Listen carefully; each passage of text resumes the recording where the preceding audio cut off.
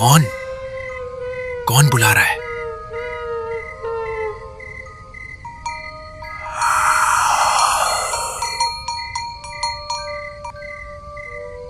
लगता है किसी ने आवाज दी। रास्ते पर तो किसी को नहीं देख रहा।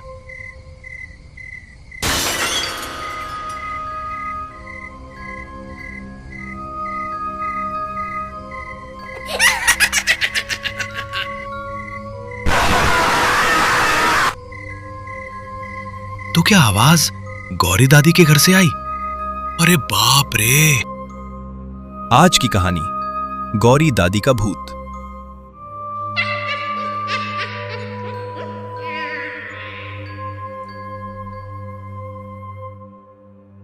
देख, इस संपत्ति को लेकर मैं कोई बात नहीं सुनना चाहता।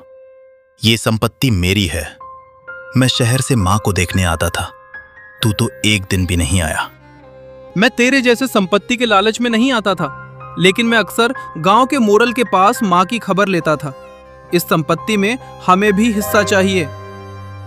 इन सब मनगढ़ंत बातों का कोई फायदा नहीं है भाई।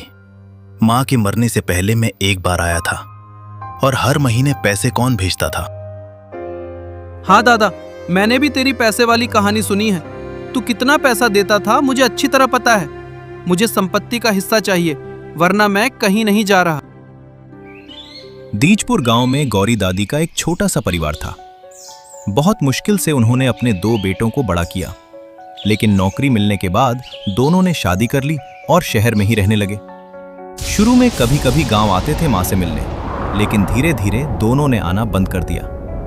उम्र और बीमारी के बोझ से मां की मौत हो गई। गांव वालों ने उनको खबर भेजी, लेकिन आकर मां के दुख को समझने के बजाय दोनों भाई संपत्ति के झगड़े में पड़ गए। अभी तक मां का श्राद्ध शांति भी नहीं हुआ, लेकिन उन्हें उसकी कोई चिंता नहीं। कौन पूरी संपत्ति अपने नाम करेगा, वही सबसे बड़ा जंग बन गया। संपत्ति के नाम पर बस मां का छोटा सा घर और कुछ पेड़ थे, फिर भी दोनों भाइयों का लालच खत्म नहीं होता। ग्रामीण लोग जब उनकी मां के श्राद्ध के काम की बात करने आए, तब उनके साथ भी जोरदार झगड़ा शुरू हो गया। इसलिए अब कोई भी उनके झगड़े में या कोई अच्छा फैसला देने के लिए आगे नहीं आता।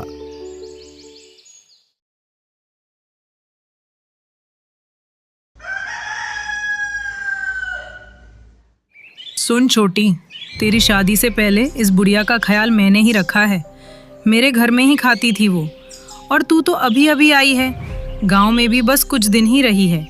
ये जमीन जायदाद सब हमारी ही होगी। ऐसा मत बोलो तुम। संपत्ति कभी एक ही इंसान को नहीं मिलती। बड़े भाई को जितना मिलेगा, छोटे भाई को भी उतना ही मिलेगा। नहीं तो मैं पुलिस के पास जाऊंगी, बोल देती हूँ। घर का एरिया बड़ा था, लेकिन मां का छोटा सा झोपड़ी जैसा घर आंगन के एक कोने में था। बड़ा घर भी था, लेकिन उसे हमेशा ताला लगाकर रखती थी घर की बहुएं। दादी का झोपड़ी वाला घर गांव के रास्ते की तरफ था। उस घर के पीछे एक खिड़की थी जो सीधा रास्ते की तरफ खुलती थी। दादी के मरने के बाद उस घर में कोई भी नहीं गया, यहां तक कि उन्होंने उस घर के दरवाजे और खिड़की तक बंद नहीं किए। पहले गांव के लोग जब रास्ते से बाजार जाते थे, तो उस खिड़की के पास से दादी के लिए जरूरी सामान लाकर दे देते थे। बाजार में क्या भीड़ है। इतनी भीड़ में धक्का देकर कैसे बाजार कर सकते हैं। चलो जल्दी घर चलता हूँ, शाम हो गई है। बरसात का टाइम है, अंधेरा होने पर रास्ते पर लोग भी नहीं होते। कौन जा रहा है रास्ते से? कौन जा रहा है? कोई इधर आ जाओ, मेरे घर का खाना खत्म हो गया है। कोई मेरे लिए बाजार करके दे जाओ रे। गायत्री दादी के मरने को सिर्फ 5 दिन ही हुए हैं, और तब से उसके खिड़की के रास्ते अजीब सी आवाजें आने लगी हैं। शाम लगभग 7 बजे रामलाल बाजार से अपने घर लौट रहा था। दादी के घर के रास्ते से थोड़ा आगे ही उसका घर पड़ता है। कभी कभी रामलाल ही दादी के लिए जरूरी सामान लाता था। आज भी वो रोज की तरह बाजार से लौट रहा था। घर के पास पहुंच गया था, और जैसे ही दादी के घर के पास से गुजरा, पीछे से एक अजीब सी आवाज सुनाई दी। लगता है ऊपर से कुछ गिरा। शायद गलत सुना मैंने, कहीं तो कुछ गिरा भी नहीं। नहीं, जल्दी चलना होगा। बारिश हुई तो इस रास्ते में फंस जाऊंगा। रामलाल, ए रामलाल, इधर आ। अब कोई गलती नहीं थी, किसी ने सच में उसका नाम लेकर पुकारा था।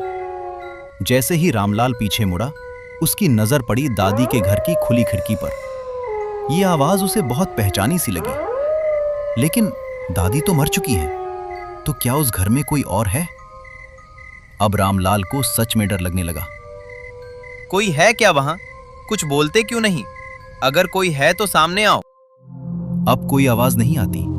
चारों तरफ के जिंगुर की आवाज भी बंद हो गई। जैसे रामलाल चारों तरफ देखता है और घर की तरफ लौटने ही वाला होता है, तभी फिर से एक अजीब सी रोने की आवाज सुनाई देती है।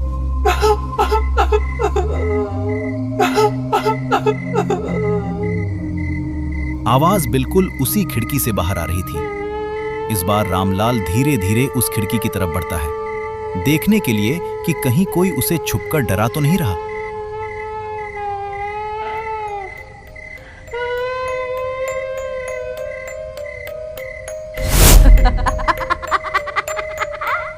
शाम के हल्के अंधेरे में रामलाल देखता है कि वही गायत्री दादी खिड़की के पास खड़ी है।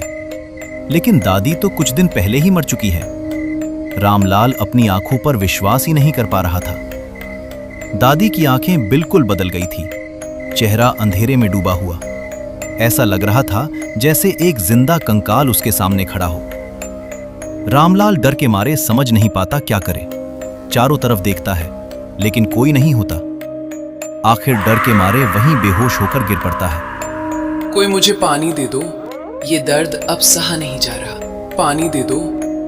रामलाल, ए रामलाल, रामलाल। रात बहुत हो जाने के बाद भी जब रामलाल घर नहीं लौटा, तब घर वाले और गांव के लोग मिलकर उसे ढूंढने निकले। आखिरकार वे उसे उसी झोपड़ी के सामने गिरा हुआ पाते हैं। होश में आने के बाद रामलाल उन्हें पूरी घटना बताता है। गांव के मोड़ल और बाकी लोग बुढ़िया के बेटों को सब सच बता देते हैं। ये सब सुनकर वे लोग भी उस घर में रहने से डरने लगते हैं। अगले दिन गांव के पुरोहित और एक कबीराज को बुलाया जाता है। वे लोग सबकी बात सुनते हैं और घर के चारों तरफ देखते हैं। ऐसा होना तो तय था। तुम लोगों ने माँ की शांति के लिए कोई पूजा या नियम नहीं किया। इस घर में और भी भयानक चीज होने वाली है। तुम्हारी माँ की आत्मा को शांति नहीं मिली है।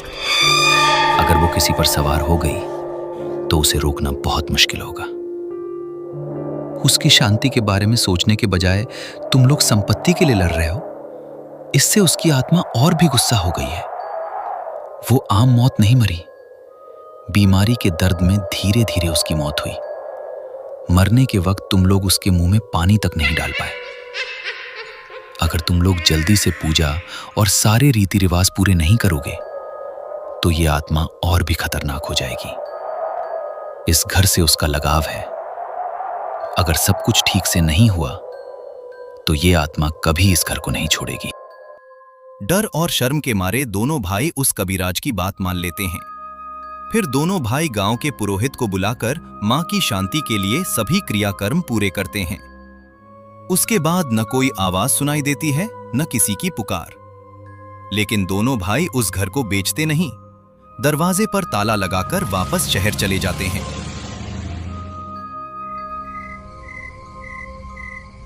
फिर भी गांव वालों के दिल में डर रह जाता है। शाम के बाद कोई भी अकेला उस घर के पास से गुजरना पसंद नहीं करता। लोग हमेशा झुंड में ही जाते।